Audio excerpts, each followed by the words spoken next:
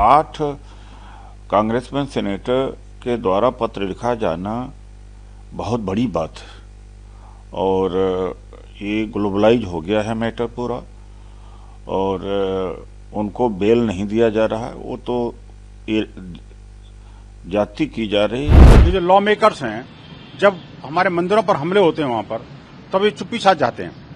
आखिरकार ये law makers तब क्यों नहीं बोलते जब परसेंटली हिंदुओं को का परसिक्यूशन बांग्लादेश में होता है, पाकिस्तान में होता है और जो अफगानिस्तान में होता है। लॉ मेकर्स हैं, कांग्रेसमैन और सेनेटर्स अमेरिका की अगर कोई बात उठाते हैं तो एक समझ लीजिए कि वर्ल्ड की पार्लियामेंट है। डिफैक्टो मैं नहीं कहता हूं कि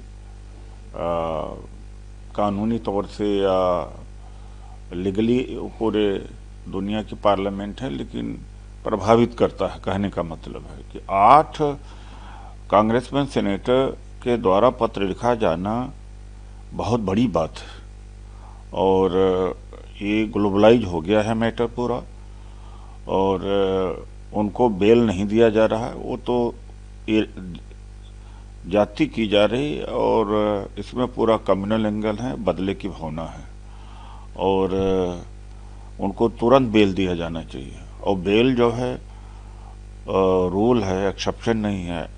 और जब मुस्लिम और दलित इन लोगों का मामला आता है तो इसको बेल को एक्सेप्शन बना देते हैं, रूल नहीं होता। तो दुनिया की, भारत की बदनामी भी बहुत हो रही है।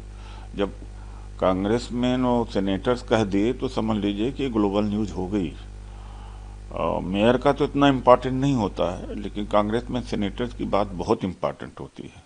बड़ा ताज्जुब होता है कि अभी नए नए मेयर हुए हैं, मेयर न्यूयॉर्क के हुए हैं और फेयर ट्रायल भारत को बोल रहे हैं।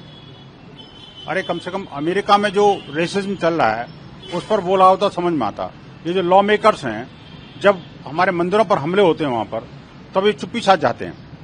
आखिरकार ये लॉ मेकर्स तब क्यों नहीं बोलते जब परसेंटली हिंदुओं को का परसिक्यूशन बांग्लादेश में होता है, पाकिस्तान में होता है और जो अफगानिस्तान में होता है। आप सोचिए, अफगानिस्तान में हम 0 पर आ गए लगभग, पाकिस्तान के अंदर 1% रह गए, अफगानिस्तान जो बांग्लादेश के अंदर जहां 37% थे कभी 7% रह गए। लेकिन क्या इनमें से कोई सीनेटर बोला है क्या? ममतानी जी कहते तो भारतीय मूल का है ये, लेकिन कैसा मूल है इनका, ये इनके फर्स्ट स्टेटमेंट से पता लग रहा है। अरे भारत की न्याय व्यवस्था इतनी सुदृढ़ है, भारत की डेमोक्रेसी इतनी जबरदस्त है कि इसका कंपैरिजन मुझे लगता है अमेरिका भी नहीं कर पाएगा। ये इसीलिए इसको डेमोक्रेसी की मदर कहा जाता है। शरजील इमाम और ये जो उमर खालिद और इस तरह के जो आतंकी मानसिकता के जो लोग हैं, उनको क्या सिर्फ इसलिए बचाना चाहते हो कि मुसलमान है?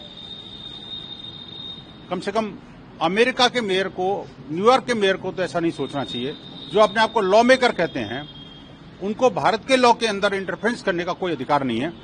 उनको अपने अंतरात्मा आत्मा में झांकना चाहिए। भारत की फेयर ट्रायल दुनिया के अंदर फेमस है।